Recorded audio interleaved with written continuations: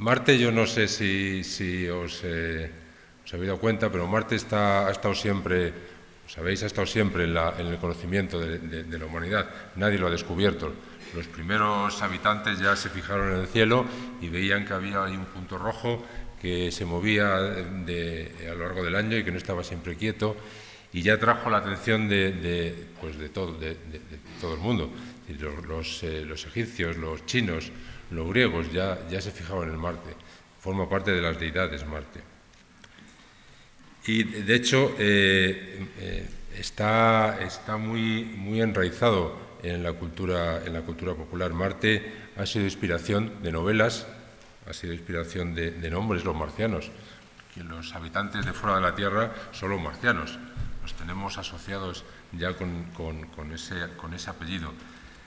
Este mapa que veis aquí lo hizo un astrónomo a finales del siglo XIX, en 1870, y ahí dibujó unos canales. Veis que él veía que había agua en Marte, dibujó unos canales muy bonitos, e incluso vio que esos canales se movían, que él observó que a lo largo del año podían cambiar de posición, y dijo que posiblemente había seres inteligentes en Marte que lo que hacían era cambiar los canales. A partir de ahí es cuando empieza la cultura de que los marcianos existen.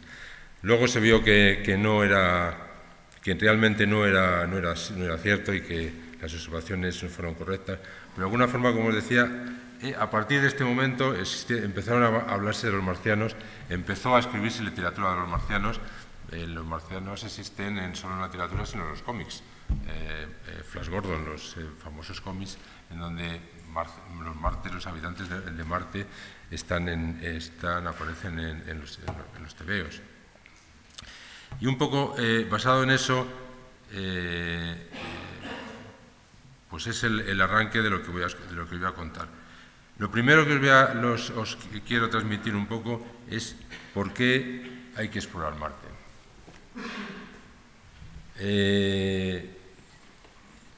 Y quizás para empezar a contaros de cuáles son las razones que nos llevan a explorar Marte, estas imágenes os pueden servir de introducción. Esto que veis aquí es muy próximo a vosotros, que quizás no lo parezca. Esto es el desierto de Atacama, que está a unos kilómetros, bueno, bastantes kilómetros creo que al norte de Santiago. Pero el desierto de Atacama tiene unas características que son muy importantes para la exploración de Marte. Es lo que se llama un análogo marciano. Análogo marciano se entiende que es un lugar que está en la Tierra, pero que tiene una serie de condiciones que son similares a las que nos podemos encontrar en Marte. Aquí, en este caso, en vuestro desierto, ahí es extremadamente seco, llueve, pero muy pocas veces al año, y además se dan condiciones, por ejemplo, de salinidad. El suelo tiene un nivel de salinidad muy alto y parece un ambiente realmente hostil. Pues parece que la vida no podría desarrollarse en sitios como este. Pero la verdad es que sí, que una de las cosas que hemos empezado a saber desde mediados del siglo pasado es que hay microorganismos que se adaptan a cualquier sitio. Aquí, por ejemplo, gente de nuestro centro, del Centro de Astrobiología, ha estado trabajando y ha encontrado que unos pocos, como medio metro por debajo de la superficie, en el subsuelo de Atacama, en la zona que estuvieron explorando, pues hay microorganismos, hay colonias de microorganismos que viven precisamente ahí, adaptándose a una zona extremadamente salina donde se acumula la sal, y es precisamente ahí es donde mejor se desarrolla su vida. Igual que Atacama, hay otra serie de sitios en donde el interés o la vida se ha adaptado. Por ejemplo, hay unas zonas en el centro del océano que se llama Black Smoker, que son zonas en donde existen bacterias capaces de soportar 120 grados por encima de cero. 120 grados por encima de cero, si sabéis que el agua empieza a hervir a 100 grados, pues 120 grados significa que está muy por encima de la temperatura de ebullición del agua. Eso, yo no sé si sois capaces de meter un dedo en agua caliente, en agua hirviendo, y notáis lo que pasa. Aquí estas bacterias viven ahí, soportan esas condiciones sin morirse, pero no solo soportan esas condiciones, sino que el estado en donde mejor se desarrollan es cuando están a 90 grados centígrados. Es decir, están casi en la temperatura de ebullición del agua, lo cual es realmente increíble. Igual, en unas situaciones, la contraria también existe. Hay microorganismos que viven por debajo de la temperatura de congelación, por debajo del cero. Por debajo del cero sabéis que el hielo son bloques de hielo, de agua, pero sin embargo hay seres vivos que a menos 15 grados bajo cero siguen viviendo.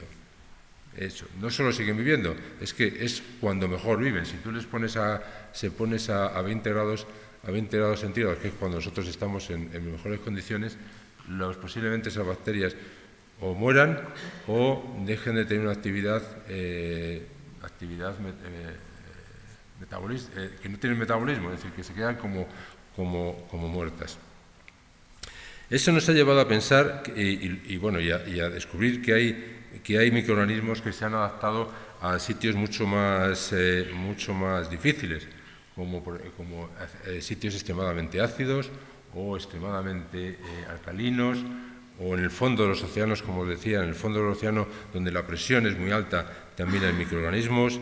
Hay en el suelo, aunque parezca mentira, en el suelo a 500 metros por debajo de la superficie, por ejemplo, también ahí en nuestro centro hemos trabajado en un área que está en el sur de España, pero a 500 metros bajo la superficie del suelo hay microorganismos que viven y que lo único que necesitan para desarrollarse es agua y hierro. Es lo único que necesitan para vivir. Igual que nosotros necesitamos el aire, ellos lo único que necesitan es el hierro. El agua es fundamental, eso sí que es una constante para todos los seres extraños que vamos a ver aquí en esta presentación. El agua es absolutamente necesaria para que exista la vida. Puede haber muy poca agua, puede haber largos periodos de sequía y luego pequeños periodos con abundancia de agua, pero siempre tiene que haber agua.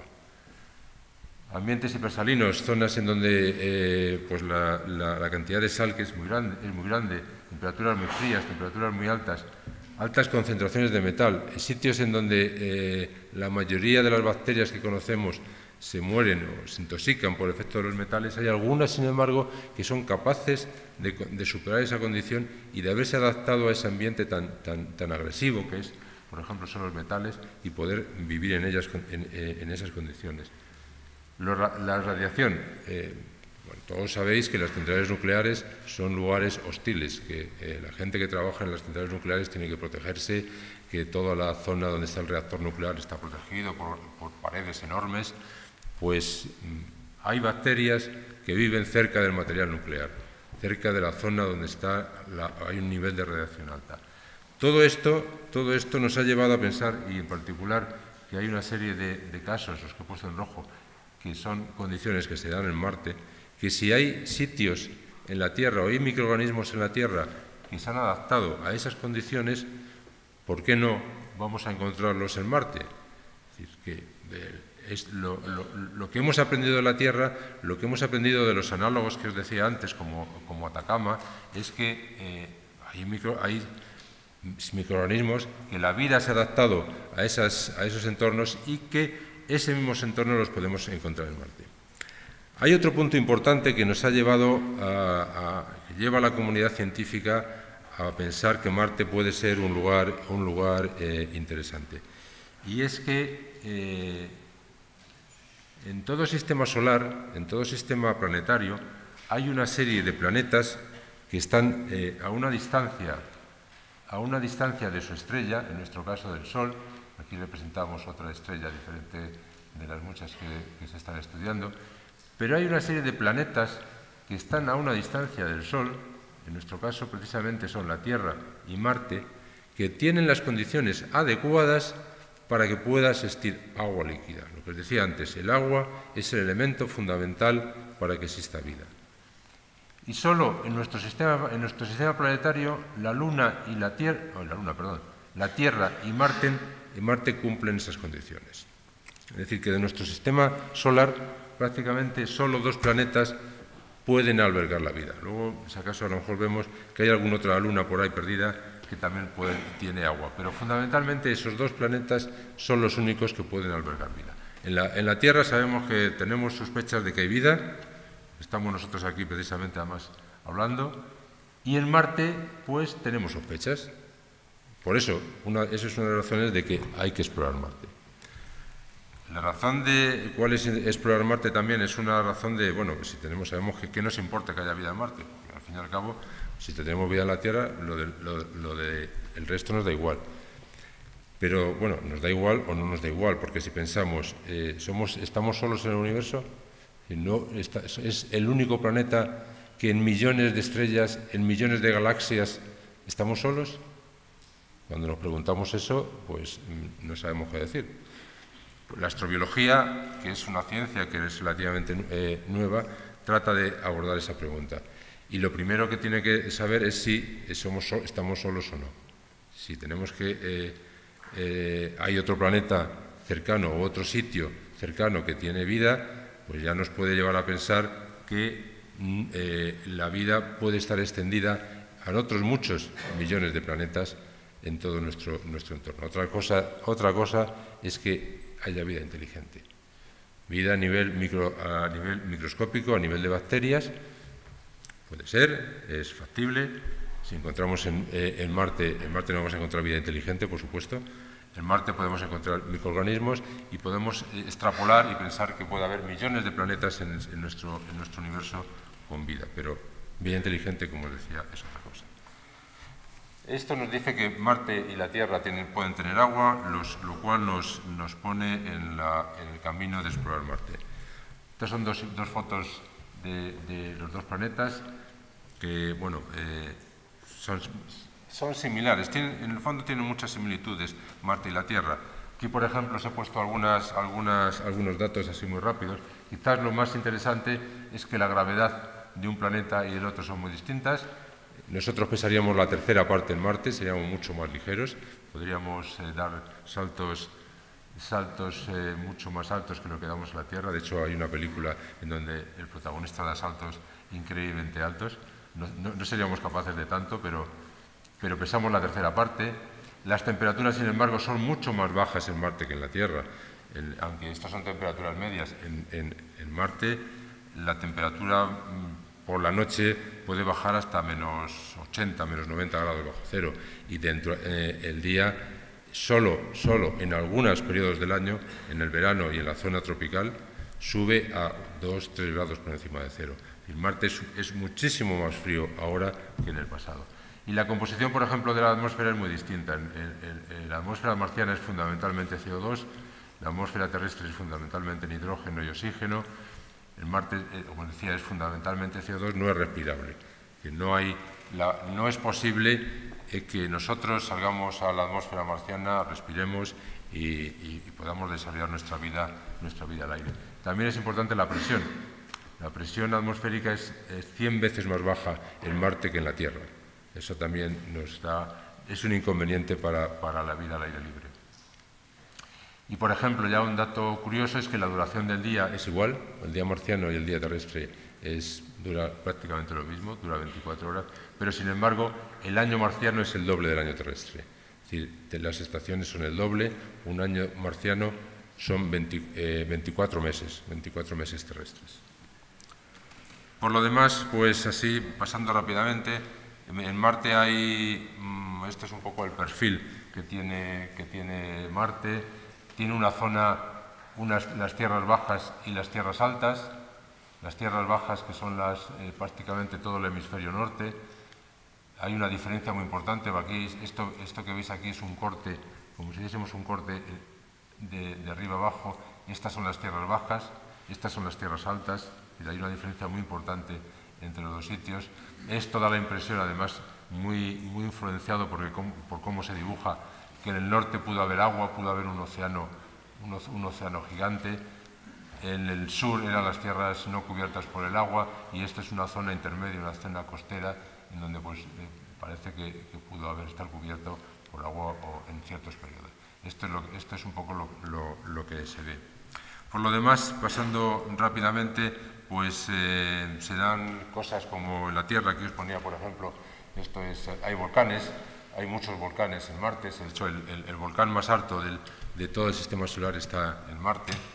Se dan dunas, por ejemplo, una imagen así también interesante son las dunas que se forman. Esto es un cráter, es una imagen tomada por un satélite europeo, donde se van formando las lunas que se mueven. Es decir, el viento es el elemento más importante que está transformando la superficie de Marte hoy en día. Zonas con sedimentos, zonas en donde se ve que parece que ha habido agua. Esta es una imagen, por ejemplo, tomada de un ladero de una montaña, en donde aquí si os fijáis, pues veis como si fuesen los cauces de un río que se ha ido bajando por la ladera. Todo esto, evidentemente, ahora mismo está seco, no hay nada de agua. Pero todo esto nos sugiere de que lo que os decía antes, de que el agua ha existido en Marte. Y si el agua ha existido en Marte, nos lleva a pensar, esto es otra imagen de cómo, por ejemplo, se ven ríos. Si os fijáis y tenéis un poco de imaginación, pues estas formas son lo que podéis haber visto, veis en la Tierra en muchos sitios. Es decir, agua nos parece que sí tenemos muchas posibilidades de que haya existido agua, y de que en el fondo esta imagen que veis aquí, que es absolutamente falsa, que no es parecida a la Tierra, esto es el Marte que suponemos que existió en el pasado. Un Marte con una atmósfera parecida a nuestra atmósfera, un Marte con un océano que había cubierto las tierras más altas, unas temperaturas mucho más benignas,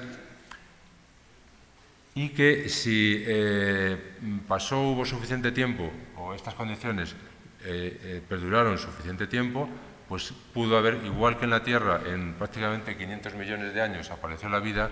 Pues si estas condiciones duraron 500 millones de años, pues posiblemente también apareció la vida en Marte. 500 millones de años, que parecen muchos años, evidentemente en el mundo geológico es nada, es prácticamente un aperitivo. Dicho esto, poniéndose un poco en antecedentes del interés que tiene Marte, ahora vamos a ver un poco qué es lo que ha hecho la humanidad para explorar Marte. Lleva lanzando, si recordáis, la exploración, el primer satélite que se lanzó al espacio lo hicieron los rusos en el año 57, en 1957, y solo 3 años después ya empezaron a lanzar sondas a Marte. Es decir, que desde el primer momento, desde que se tuvo una cierta capacidad de explorar, de salir de la Tierra, se pensó que había que ir a Marte.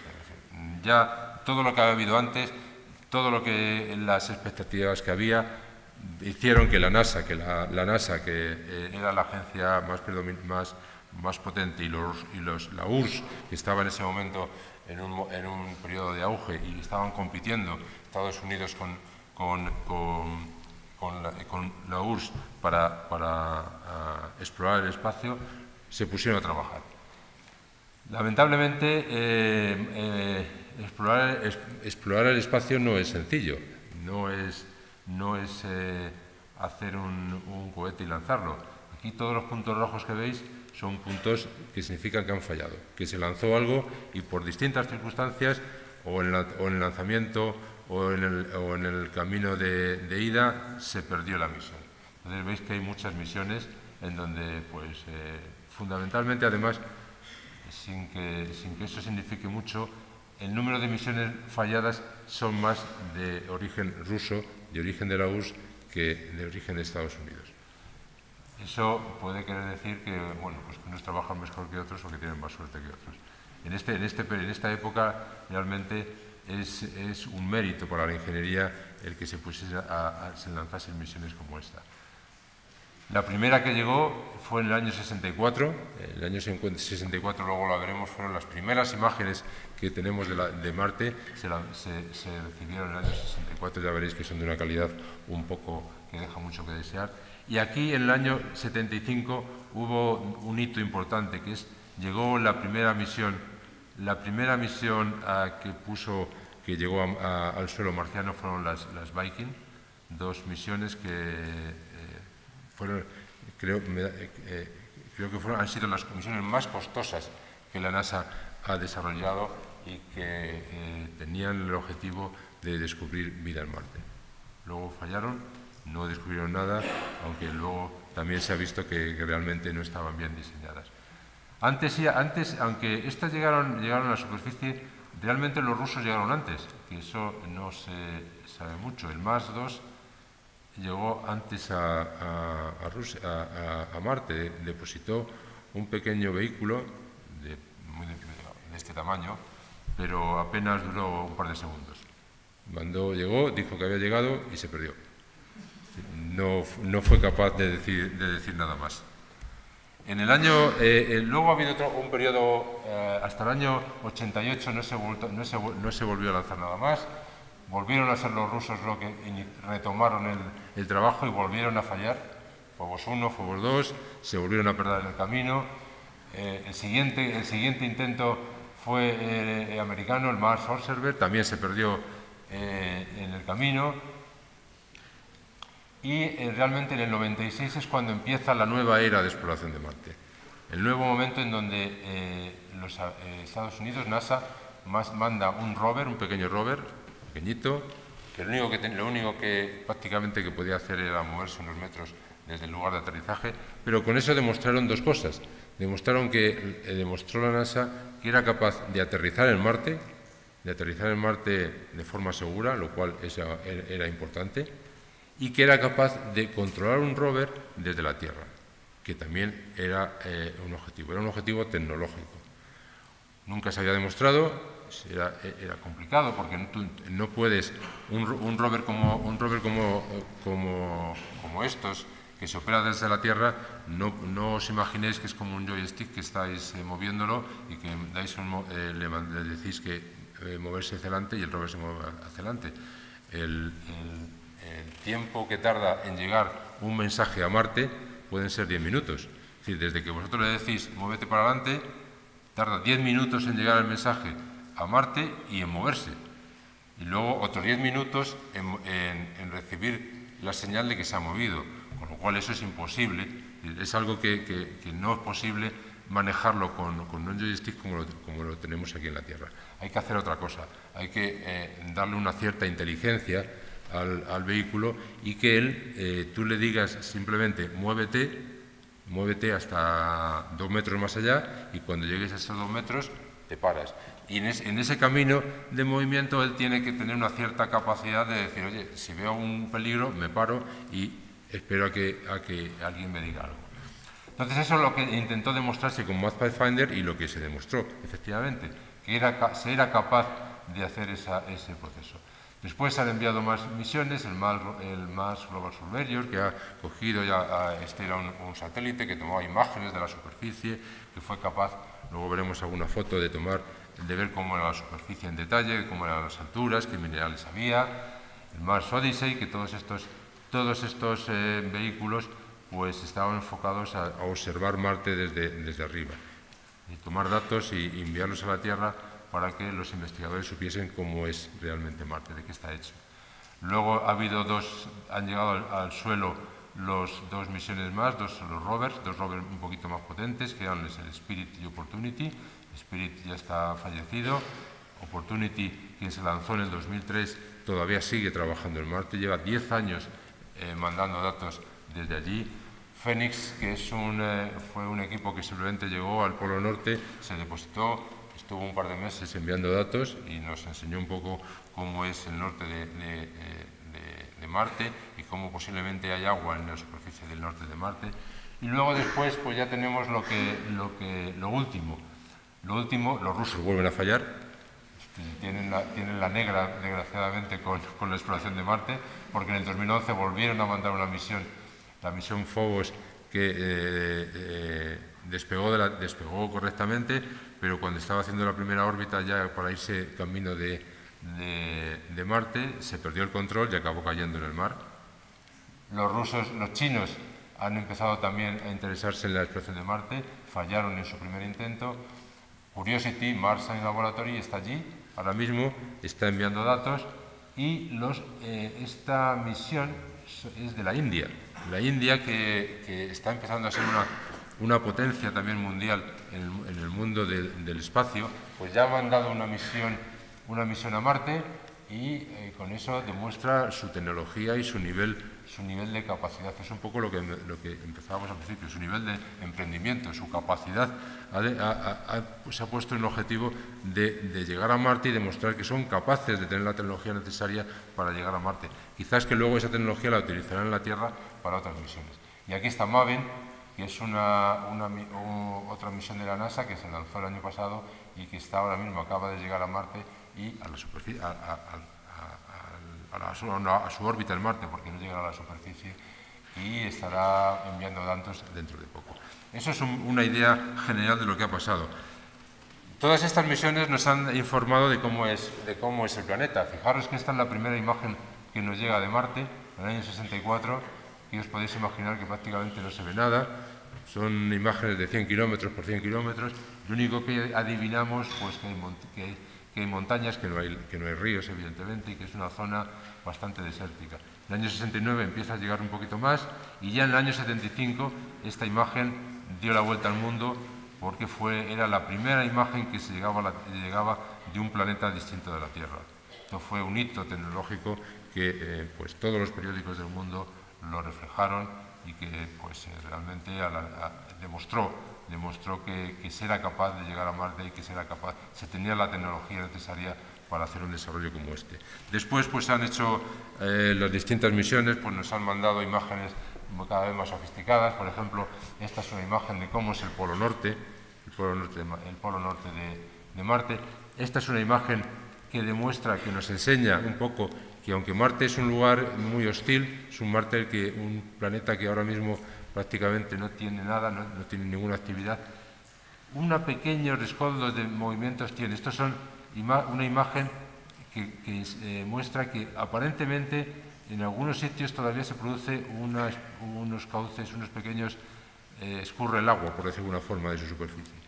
Esto es un sitio en donde parece que ha habido un surgimiento de agua, se ha caído por el lateral, por la ladera de la montaña, y le ha dejado el rastro. Esto es señal de que posiblemente, aunque no sabemos dónde está el agua, está ahí, y que, bueno, pues tendremos que idear misiones en el futuro que sean capaces de encontrarlas. Esta es otra imagen también, yo las pongo porque realmente para mí son espectaculares estas imágenes, es decir, con una resolución de 500 metros, que no es nada, 500 metros no es nada, y aquí fijaros cómo se ven, cómo hay también zonas en donde el agua parece que ha fluido. Son marcas que indican que el agua, por alguna razón que desconocemos todavía, ha salido del subsuelo y ha fluido, a lo mejor en esos momentos del año en donde la temperatura es un poco más alta, o a lo mejor ha habido una fluctuación de presión en algún momento, y ha salido y ha dejado su marca en la superficie. Esto es muy atractivo para la gente que estudia Marte, porque dice que el agua puede existir, que el agua está ahí, y que el agua además en determinados momentos está líquida. Lo que os decía antes, de que para que un microorganismo pueda vivir tiene que tener agua líquida en algún momento. Entonces esta es la evidencia de que existe agua líquida, y la esperanza también para la comunidad científica de que puede existir en algún momento vida en Marte. Una imagen también que os enseño es un poco lo que mandó la Viking en su momento, y este es un panorama de cómo es Marte. Ahora mismo es un lugar, como veis, rocoso, inhóspito, y que os podéis asociar a sitios en la Tierra. Habéis visto películas del Death Valley en Estados Unidos, que son cosas como esta, los desiertos que hay en Australia, que son sitios donde se ve que no hay agua, que no hay agua por periodos muy largos de tiempo.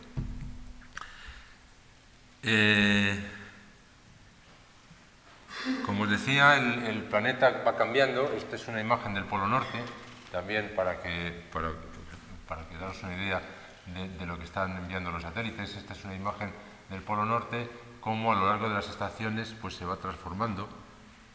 Este cambio de lo que se ve en el polo a lo largo de las estaciones llevó en algún momento a pensar, a proponer en algunos investigadores que estos puntos negros que veis aquí y que no veis aquí esto no hay nada, y que luego a medida que se va descongelando el hielo aparecen, eran colonias de microorganismos. Eran colonias de microorganismos que iban apareciendo a medida que se iba perdiendo el hielo, iban poblando la superficie de la zona. Luego, desgraciadamente, porque hubiese sido muy bonito que fuesen microorganismos, se vio que eran zonas en donde el CO2 que hay congelado se volatiliza, sale a la superficie y como arrastra el material que hay por debajo, pues hace esas marcas negras. La justificación, ya como decía, bonita de que eran microorganismos, pues no es cierta. Más cosas que conocemos, pues imágenes como esta, que aquella es quizás demasiado detallado, es decir, es una imagen que en base a la información que nos da, nos dice dónde hay agua ahora mismo, no en la superficie, sino en el subsuelo. Prácticamente está en la zona norte y en la zona sur del planeta, que en la zona central, por lo menos en los primeros metros de la superficie de Marte no hay agua. Datos en resumen un poco, resumiendo un poco lo que se ha visto, pues que en Marte hay grandes volcanes como hubo en la Tierra, que en el pasado hubo una dinámica en la corteza, como la que estáis muy acostumbrados aquí por los terremotos que tenéis tan cercanos, pues esa dinámica que genera los terremotos en el pasado existió en Marte. Ahora mismo no existe nada, Marte en ese aspecto está quieto. Los tipos de minerales son similares a los que existen en la Tierra y que además muchos tienen agua en su constitución. El campo magnético, nosotros tenemos un campo magnético, como todos sabéis, que nos protege un poco del exterior. En Marte también parece que existió en el pasado, pero se ha perdido. El clima es un clima que tiene ciertas similitudes al nuestro. En resumen, lo que nos han ido diciendo todas las misiones es que Marte es diferente, evidentemente, pero que esa idea de que en el pasado puede ser similar parece que es bastante verosímil. Ahora os voy a contar un poco lo que está haciendo Curiosity. Curiosity, como sabéis, es el último rover enviado a Marte. Es el Mars Science Laboratory, en términos formales, el laboratorio de ciencia de Marte. Aquí tenéis una foto de la parte trasera del vehículo. Esta es otra imagen. La calidad de las imágenes que manda ya Mars Curiosity es impresionante. Sí, son imágenes comparables con las que se pueden obtener en la Tierra con las mejores cámaras y de una calidad realmente impresionante. El Curiosity llegó a Marte el 5 de agosto del 2012. En el próximo agosto llevará 2 años ya trabajando allí y pues nos ha dado mucha información de las zonas por las que va recorriendo. Y sobre todo, si nos ha dado mucha hora, esperamos que nos dé mucho más porque se está acercando a un sitio muy interesante. Si esta es una imagen de cómo es Marte, Curiosity está aquí, en esta zona de aquí. Las otras misiones que se han lanzado, volvemos para atrás un poco, se han ido ocupando toda esta zona de Marte. Y aquí veis, por ejemplo, dónde están los Spirit y dónde estaba Spirit. Opportunity está un poquito más allá. Dónde está ahora mismo, como decía, Curiosity. Las Viking, que os decía antes, están por aquí arriba. El Pathfinder cayó por esta zona de aquí. Ahora mismo él está en este cráter. Aquí un poquito ya más de detalle de dónde ha caído, si lo veis la imagen de anterior. Está en la zona de tierras intermedias, entre las tierras bajas y las tierras altas. Aquí veis, por ejemplo, ya un poquito más de detalle el cráter que tiene y eso que os decía, que en el centro hay una montaña muy grande, enorme. Esto es ya un detalle de cómo es el cráter donde está. Todas estas imágenes que os estoy enseñando las encontráis en Google. Igual que hay un Google Earth, en donde sacáis imágenes de la Tierra, de cualquier sitio de la Tierra, hay un Google Mars en donde podéis entrar y podéis sacar imágenes de todo Marte. Y yo os animaría a entrar en Google Mars y ver, moveros por allí, ver cómo es Marte en detalle, hacer un viaje turístico. De hecho, hay algunas webs que organizan viajes turísticos por Marte, entonces te van diciendo cómo moverte por el Google Earth y viendo distintos panoramas del planeta. Pero bueno, volviendo a nuestro Curiosity, está aquí, este es el cráter donde ha aterrizado, y aquí veis un poquito más el detalle de dónde está. Es un cráter que ahora veréis aquí en este vídeo. Este vídeo está hecho con imágenes reales, esto no es una animación, imágenes reales tomadas por una misión europea, por Mars Express. Veis que estos son las montañas que están en la parte exterior del cráter. Este es el monte que hay en el centro, este que veis aquí, este monte enorme que hay en el centro, el pico central, respecto del punto más bajo que tiene el cráter. La altura de este pico son 5.000 metros, son 5 kilómetros de altura, es lo que tiene el cráter. Esto aquí es una animación ya de cómo llegó el Curiosity a la superficie. Y esta es la zona, precisamente, donde aterrizó Curiosity, y la zona en donde está empezando a explorarlo. Si pasamos a la siguiente, aquí veis un poco más en detalle cómo es el monte, cómo es el monte que está en el centro, y el interés que tiene por el que se seleccionó esta zona. El proceso de selección del lugar de aterrizaje es muy complejo. Como podéis imaginar, Marte es enorme. ¿Dónde vamos a Marte? Porque claro, no podemos explorar Marte, no podemos explorar todo Marte. Además, hay que tener en cuenta que estos vehículos se mueven muy poco, se mueven kilómetros, 5 kilómetros, 10 kilómetros, no mucho más. Con lo cual hay que tener muy claro dónde hay que ir, por qué hay que ir y qué vamos a hacer allí. Entonces se hacen reuniones, toda la comunidad científica participa en la discusión, cada uno propone su idea, por qué, para qué, y al final de todos pues se seleccionó el Gale Crater. El cráter Gale, que es un cráter que se creó en el impacto de un meteorito sobre la superficie, un meteorito de enormes dimensiones, hizo el cráter que tiene 150 kilómetros de ancho, que pues posiblemente no me he parado a fijar, pero yo no sé, Chile, no sé si tiene mucho más de 150 kilómetros de ancho, es decir, que casi es tan ancho como todo Chile. Y en el centro tiene una montaña de enormes dimensiones que es producto de la acumulación de sedimentos, que se cree que es producto de la acumulación de sedimentos. El agua ha entrado, hay estudios que dicen que el agua por la montaña, por ciertos canales de la montaña entró, se acumuló en el interior.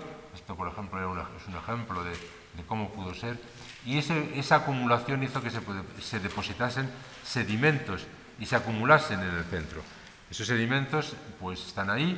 También hay sedimentos que se cree que fueron producto de que el viento arrastró el polvo hacia el monte, allí se depositó y tenemos esa montaña que os decía de 5 kilómetros de altura.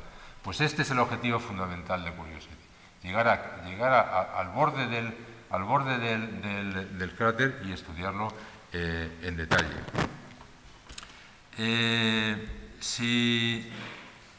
Un instante que pasemos esta imagen. Aquí vemos un poquito mejor dónde está ahora mismo. Este es un dato que es muy curioso porque el sitio de aterrizaje es prácticamente una circunferencia de 25 kilómetros de diámetro, que es relativamente pequeño. Y eso quiere decir que después de haber recorrido 563 millones de kilómetros desde que sale de la Tierra, que ya son kilómetros, llega a Marte sin hacer ninguna maniobra entre medias, aterriza y tiene un error de 2 kilómetros. Es decir, que después de haber recorrido 563 millones de kilómetros, que no son pocos, tienes un error de 2 kilómetros nada más respecto a donde tú habías previsto aterrizar. Eso es un reto de la ingeniería pues realmente enorme. No lo sé. comparable, yo creo, con hacer un puente de características impresionantes.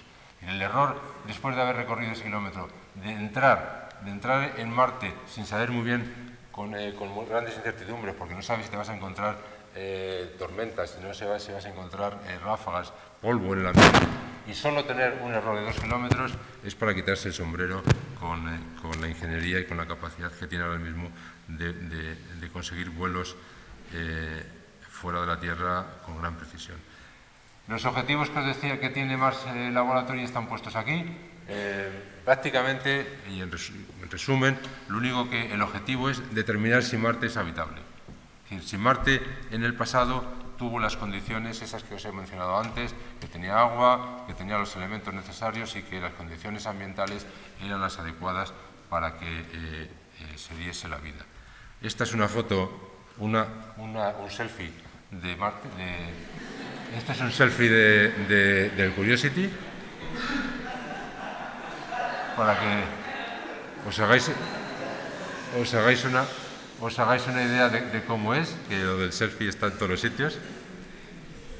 Es complicado, no es tan sencillo como ponerse la cámara delante. Para hacer esta imagen, el rover aquí no aparece, claro, porque es el que toma la imagen, tiene un brazo robótico que está aquí delante. Entonces, esto es la composición de, no sé si 100 imágenes que va tomando poco a poco, y al final se componen todas las imágenes y sacamos lo que tenemos aquí, con sus ruedas, con su mástil, con sus antenas para comunicarse, con su fuente radiactiva que genera electricidad inagotable para estar trabajando ahí varios años, con una serie de instrumentos que tiene distribuidos por todas partes. Tiene aquí arriba un rayo láser que lo que hace es apuntar el rayo contra el suelo, vaporizarlo y analizar el gas que se produce para ver qué elementos hay ahí. Tiene REMS, esto que os mencionaba al principio, esta es la estación meteorológica que hemos desarrollado en mi centro, en el Centro de Astrobiología. Luego, dentro del cuerpo tiene unos instrumentos que lo que hacen es recibir un poco de polvo. El brazo, como veremos luego, tiene una serie de dispositivos que sirven para coger muestras del suelo y pasárselas al cuerpo y analizarlas. Tiene otro instrumento que mide la radiación que le llega a la superficie. Estas las antenas de comunicaciones que os decía antes, y aquí está lo que se llama un RTG, que es un generador térmico de radioisótopos que a partir de material radiactivo genera la electricidad para alimentar sus motores y sus instrumentos. Las cámaras juegan un papel fundamental. Lleva 11 cámaras distintas, 11 cámaras de vídeo distintas repartidas por todo el cuerpo. Arriba, este es un mástil que tiene la cabeza que puede girar sobre su eje y puede orientarse, y además girar un poquito hacia adelante y hacia atrás. Tiene 4 cámaras en la parte de arriba, 2 que le sirven para navegar y 2 que le sirven para hacer ciencia. Tiene 2 cámaras en la parte de adelante y otras 2 en la parte de atrás. Tiene una cámara en la parte de abajo del cuerpo que sirve para apuntar directamente al suelo. El brazo tiene una cámara también en la mano que le sirve para tomar imágenes del suelo y ver cómo es una especie de lupa para ver cómo son las características que tiene el suelo. Y algunos más instrumentos que luego os enseñaré un poco. Todas estas cámaras, como os decía, sirven para navegar. Las NavCam y las HazCam son las cámaras que utiliza el propio rover para saber si se puede mover o no. Es decir, para recoger información de cómo son las rocas, cómo es el suelo que tiene por delante, y él ser capaz de decidir si se puede mover o no se puede mover. El rover, este vehículo, cuando se mueve muy poco, se mueve solo 50 metros, como mucho 50 metros al día. Eso es lo más. 50 metros, como podéis imaginar, no es mucho. El viaje más largo que ha hecho ha sido 100 metros. 100 metros es el récord que tiene Curiosity de moverse en un día solo. Y solo en muy pocas ocasiones se ha movido totalmente autónomamente.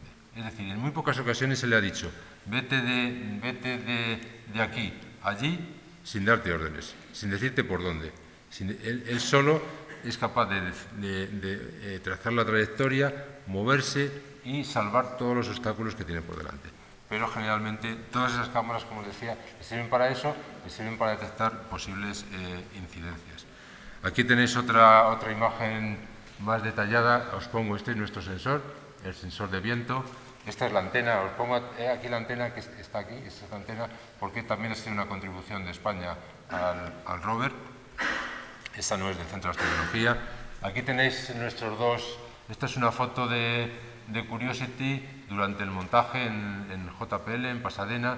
Aquí se ven nuestros dos elementos de medida. Uno, este palito que hay aquí, mide la temperatura del aire.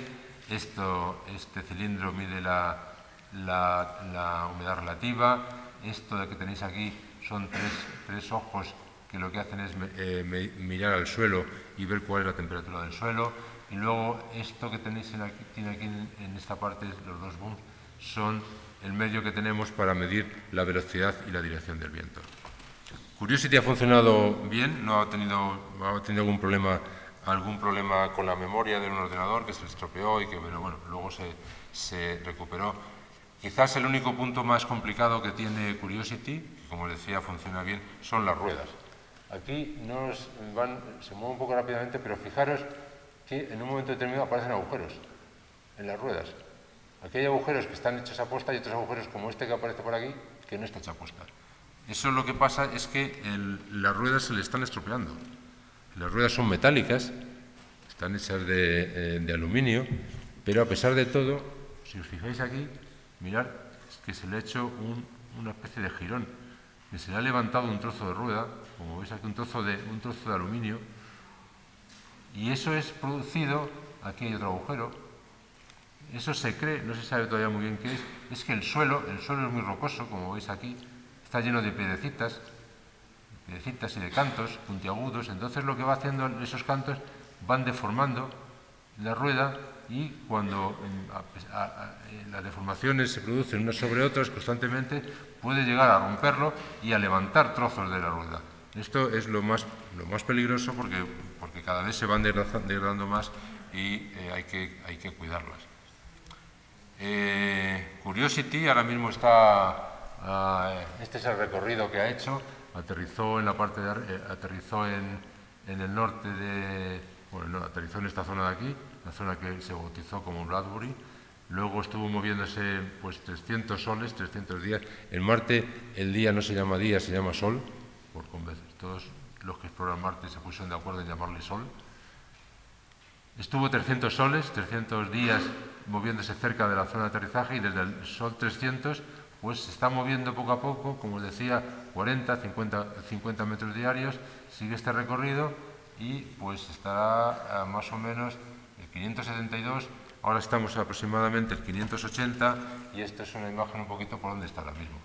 Es decir, ha venido por aquí, aunque apenas se ve, pues va sorteando las zonas más complicadas y ahora ha llegado aquí, a esta zona que se la ha bautizado como Kimberley.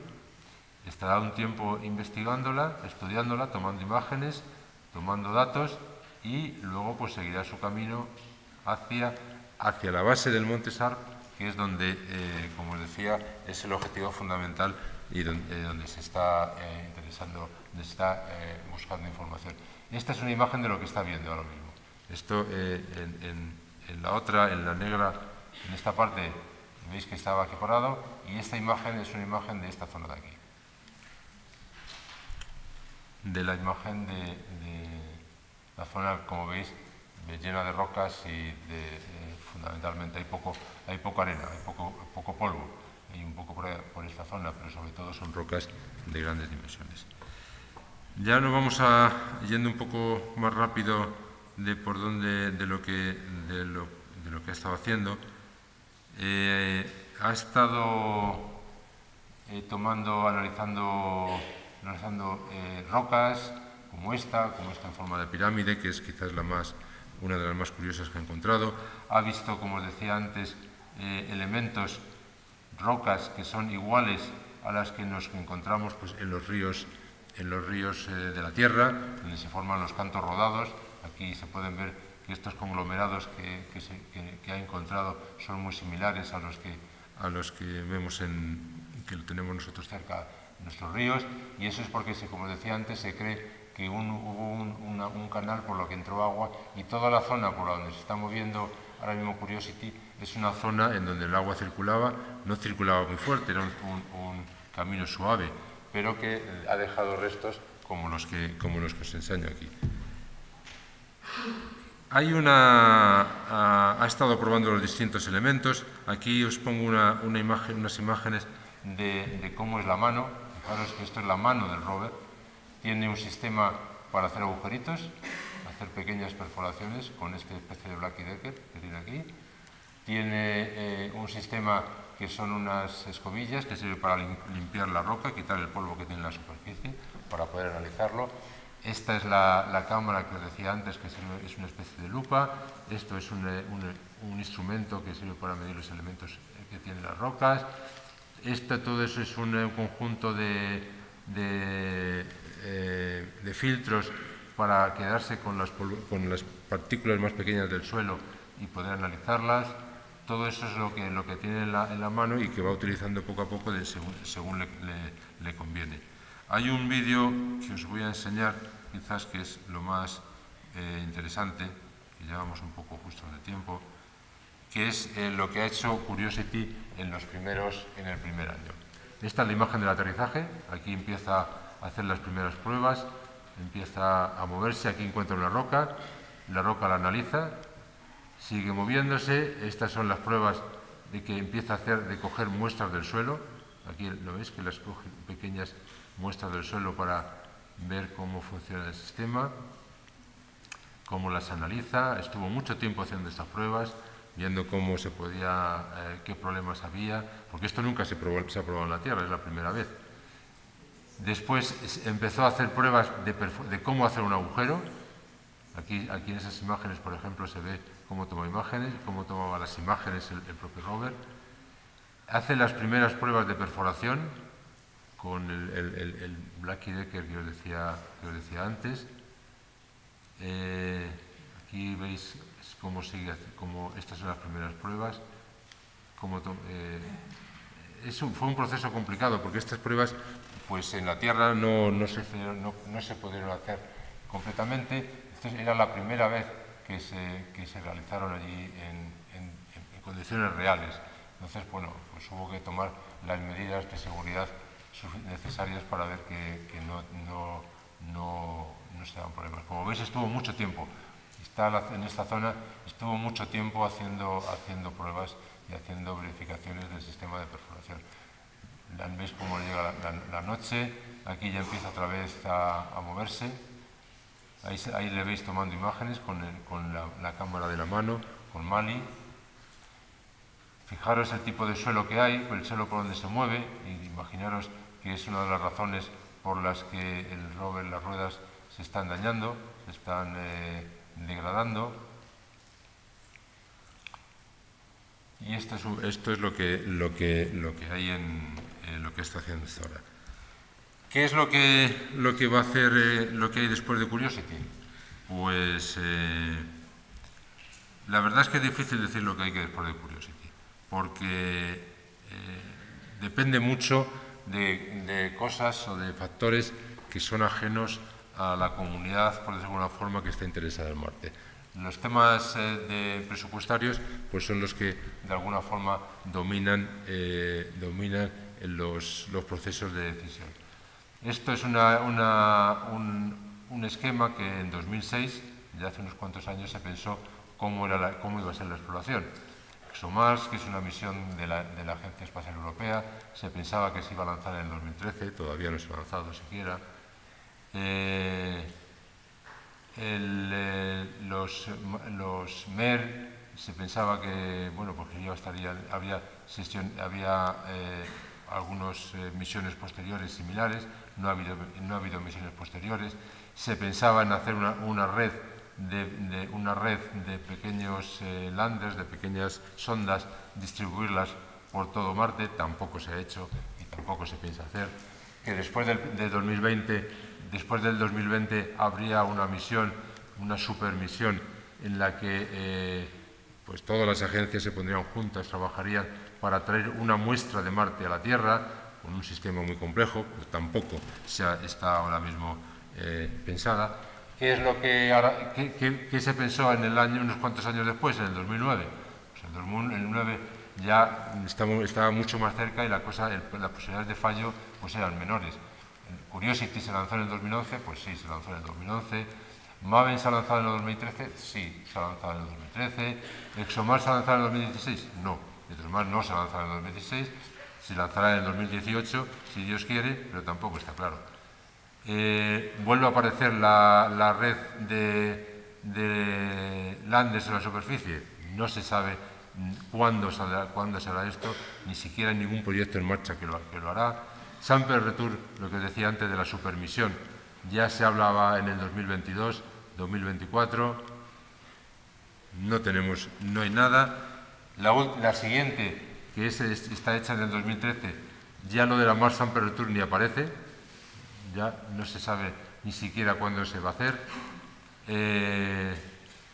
ExoMars se pone en el 2018, que parece que saldrá en el 2018, aparece una nueva misión que es MSL 2020, que también parece que ahora está empezando a rodar, está ahora en la selección de los instrumentos. InSight, que es una misión también que está ya seleccionada, será lanzada en el 2016, también eso es seguro. Aquí en InSight, nuestro centro, el Centro de Astrobiología, también va a poner un instrumento pequeño que es herencia de lo que llevábamos en Mars Science Laboratory. Y Maven ya se ha lanzado también en el futuro. No es como os decía, es difícil saber exactamente cómo se va a plantear el futuro. Hay un grupo formado por todas las agencias del mundo donde se plantea cómo puede ser porque en las otras, las gráficas que os he puesto no aparecía la exploración del hombre para nada en Marte. En este sí aparece ya un plan en donde pues, se van lanzando una serie de vehículos para demostrar que todo se es capaz de llegar, y allá por el 2030, todavía quedan muchos años, allá por el 2030, pues posiblemente, o este grupo piensa que allá por el 2030 puede ser que haya alguna misión humana que llegue a Marte. Bueno, aquí os he enseñado un poco cómo son las misiones que van a ponerse en marcha. Este es el Mars 2020. Luego hay una serie de iniciativas, yo soy escéptico, como es el Mars One, que es una iniciativa privada, es una iniciativa puesta en marcha por una fundación holandesa que propone que en el 2024 empiecen a mandar hombres y mujeres a Marte. La idea es que es un proyecto sin retorno. La idea es ir mandando gente a Marte sin capacidad de volver a la Tierra. Los va mandando, la idea es que empezarán a mandarlos en el 2024 o más allá, mandando de cada 2 años, me parece que va mandando cuatro nuevos habitantes. Allí habrá alguna especie de cápsulas en donde puedan vivir, puedan desarrollar su vida, pero no está previsto que vuelvan. De hecho, ha habido una llamada de candidatos, se han presentado miles de candidatos a lo largo de todo el mundo interesados en este proyecto, lo cual no sé si dice algo bueno o malo de ellos, no sabría qué decir. Se han seleccionado unos cuantos y ya de esos cuantos pues están empezando va a haber un segundo proceso de selección para ya identificar a los que piensan que se empiecen a mandar, porque el entrenamiento que tienen que tener es muy sofisticado, porque no solo es entrenamiento físico, es entrenamiento psicológico. Mandarte, imaginaros a vosotros con 4 de vuestros amigos metidos en una habitación que puede ser de 4×4 toda vuestra vida, pues a lo mejor es difícil, porque os podéis llevar bien ahora, pero dentro de 4 meses os os podéis llevar fatal y no podéis salir de la habitación, porque Marte no se puede salir de la habitación, no se puede vivir fuera de Marte, en el ambiente, en el exterior, tienes que vivir con trajes, psicológicamente es un reto que yo creo que en algunas cosas es insalvable. Luego hay otra misión, que es esta, que esta también es una iniciativa privada, que es una empresa, un grupo que se llama SpaceX, que está desarrollando lanzadores que ellos suponen o ellos prevén que allá por el 2020 serán capaces de llegar a la superficie de Marte. Esto es más verosímil porque tienen la tecnología, están desarrollando la tecnología, ya han empezado a mandar, tienen lanzadores que son capaces de llegar a la estación espacial, de volver. Es decir, que esto es un poquito más realista, esto es más creíble en el sentido de que es posible que en el 2020 o quizás más allá, tampoco hay que poner fechas claras, 2020, 2030, están a la vuelta de la esquina y es posible que estos sí lleguen a Marte, pero esto la ventaja que tiene es que si llegas puedes volver, porque esta es una sonda que aterriza y puede despegar. Entonces no es la restricción de llegar y no volver, aquí sí puedes volver. Y ya por último, ya la última transparencia que os quería poner es esto que veis aquí. Esta es una imagen tomada de Marte, aquí se ve el horizonte, y esto que veis aquí es la Tierra. Esto que veis aquí, igual que vemos nosotros Marte desde la Tierra, que vemos un poquito, desde Marte se ve la Tierra como un puntito.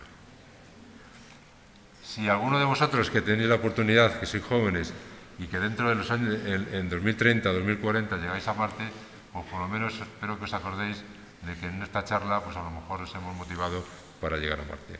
Y nada más, muchas gracias.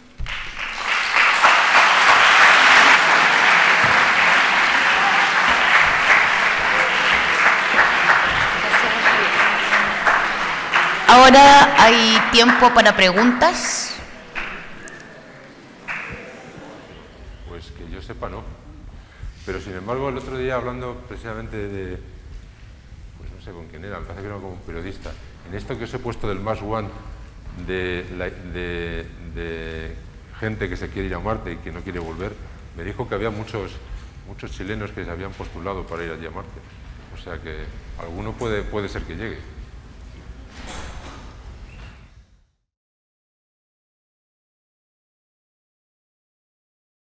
Eso no existe en la teoría todavía. No se tiene suficiente información como para saber qué pasó. Se cree que pasó hace ya muchos millones de años, pero no hay algo claro o evidencias de qué pasó. Y nosotros tenemos una ventaja con respecto a Marte y es que tenemos la Luna. La Luna, el conjunto Luna-Tierra, tiene ventajas desde el punto de vista del comportamiento de la Tierra, porque, por ejemplo, hace que nuestro eje oscile muy poco, y el polo norte siempre ha sido el polo norte, y el polo sur siempre ha sido el polo sur, aunque mueve un poquito. En Marte no ha sido así. En Marte el polo norte se ha movido, ya puede llegar hasta el Ecuador, y luego moverse otra vez. Eso parece que explica un poco que ese cambio de condiciones haya podido tener su influencia. El hecho de que Marte tenga una atmósfera muy liviana puede estar asociado con su falta de gravedad. La gravedad, aunque no sea una cosa así que seamos conscientes, atrapa la atmósfera. En nuestro caso tenemos más gravedad y las partículas, las moléculas que están en nuestra atmósfera están ahí porque la gravedad las atrae. En Marte no hay esa gravedad. Entonces, a lo mejor, lo que puede ocurrir es que los dos planetas se formaron igual. El agua, por ejemplo, el agua que tenemos en nuestra Tierra vino con los asteroides que chocaron al principio de la historia. En Marte pudo pasar lo mismo, pero quizás a lo mejor se evaporó por la falta de gravedad. Y no hay ninguna teoría así verificable que diga por qué antes pudo ser de esa forma y ahora es como es, que es muy distinto a lo que esperamos.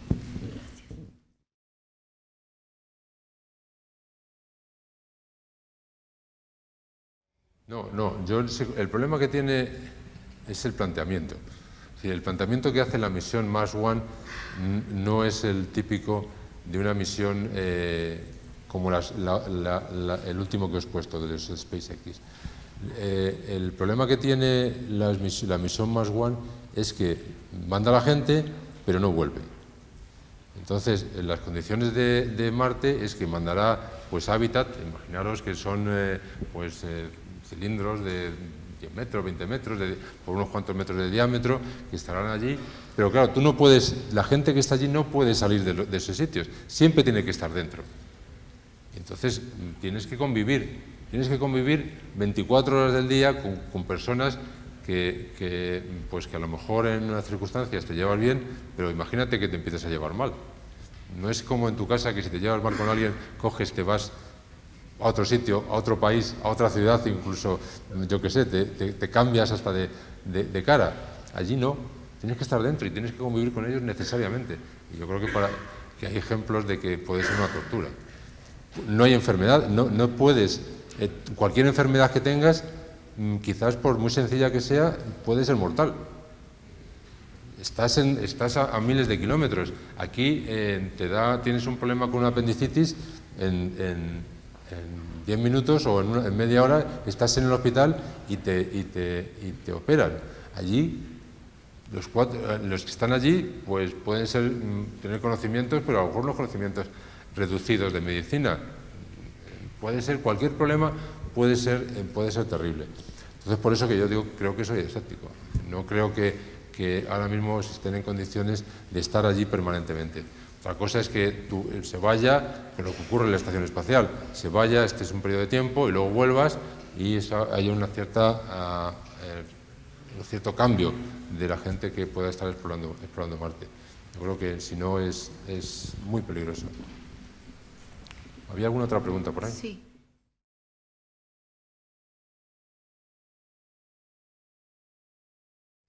Pues depende, no siempre se tarda lo mismo, porque Marte y la Tierra se van aproximando, tienen ciclos que me parece que son de 12 años, en esos 12 años está más cerca y más lejos, pero para hacerte una idea, para que te hagas una idea, ponte que se tarda del orden de 8 meses.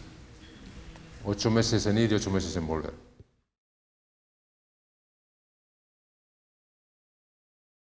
Pues eso sería un problema, creo, complicado, porque el fallo de una rueda tiene 6 ruedas, o sea que ruedas tiene para moverse, pero puede ser que se quede enganchado, por ejemplo, que en uno de esos orificios se quede enganchado con una roca.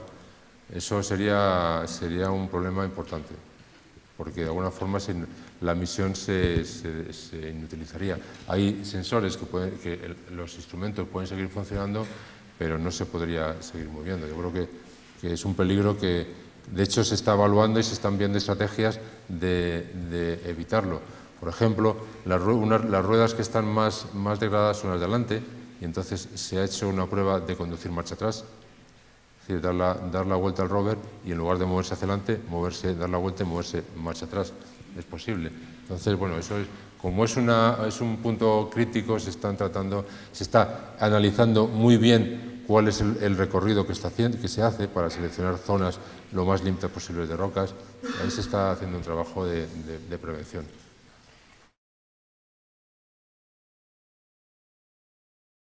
La razón por la que se piensa en que hay que traer unas muestras de Marte, sobre todo es por la capacidad de análisis. En el fondo, todo lo que lleva Curiosity, que es el rover más sofisticado, que tiene la instrumentación más avanzada que se ha mandado nunca a ningún otro sitio, no es suficiente para, pues, por ejemplo, para hacer análisis, los análisis que aquí haría, por ejemplo, un geólogo para analizar una zona. Un geólogo normalmente pues utiliza unas herramientas como son, yo que sé, el microscopio electrónico, o utiliza espectrómetros, instrumentos con una capacidad de resolución de conseguir detalles mucho más grande que lo que se ha mandado. Y en el fondo lo que se piensa es que se va a tener que traer a la Tierra para tener esa capacidad de análisis que no se tiene en Marte.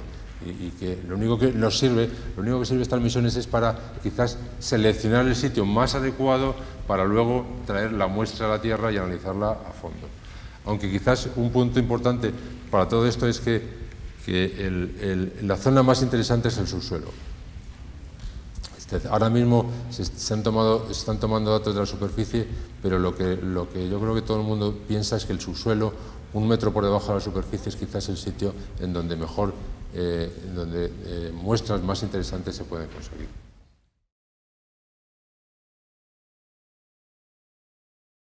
Eso no se ha pensado porque hay un acuerdo de todas las agencias espaciales en no contaminar Marte. Es decir, la idea es que no mandar nada allí que pueda crecer y que pueda contaminarlo. Entonces, por ejemplo, todo lo que se ha mandado hasta ahora, Curiosity, pues lo que se ha hecho antes de mandarlo es esterilizarlo. Es decir, meterlo en un sitio, no todo conjunto, sino pieza a pieza, hasta 100 y pico grados y durante mucho tiempo para cualquier microorganismo que pueda tener se muera, para aniquilarlo. Entonces, eso que dices tú, sí se ha hecho, pero se ha hecho sin llegar a mandarlo a Marte. Porque, por ejemplo, nosotros tenemos allí en el centro una cámara en donde reproducimos las condiciones de Marte. La atmósfera, la temperatura, la radiación. Entonces, lo que hemos hecho, por ejemplo, es coger microorganismos de la Tierra, ponerlos en esas condiciones y hemos visto que algunos que están poniéndolos por debajo de una capa de mineral, de suelo, sí aguantan. Es decir, que son capaces de sobrevivir en esas condiciones.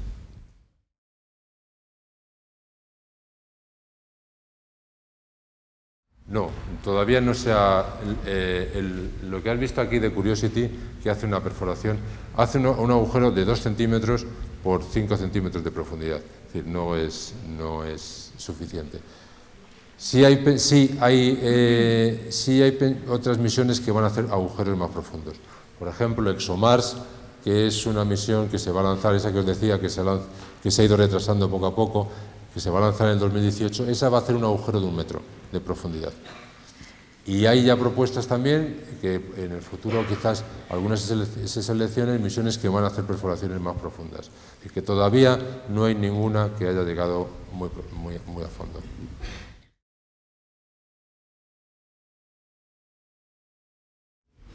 Como os decía, una diferencia importante entre Marte y la Tierra es la radiación.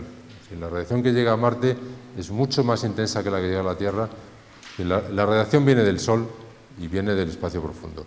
Entonces, la Tierra lo que tenemos es una ventaja competitiva frente a Marte porque tenemos un campo magnético que nos protege de todo eso. A nosotros no nos llega nada, prácticamente. Pero en Marte no hay campo magnético, entonces todo llega a la superficie. Y si hubiese algo en la superficie, acabaría aniquilado. Entonces, los primeros metros del suelo, los primeros centímetros del suelo, protegen de esa radiación. Entonces, lo que se piensa es que si hay algún microorganismo existiendo todavía, pues si está o si hay restos de algún microorganismo, estarán más bien en el subsuelo, 1 metro, por ejemplo, por debajo de la superficie que en la superficie. Por eso el interés en ir al subsuelo. Muchas gracias, Javier, por compartir tu trabajo con nosotros y gracias a todos ustedes por venir.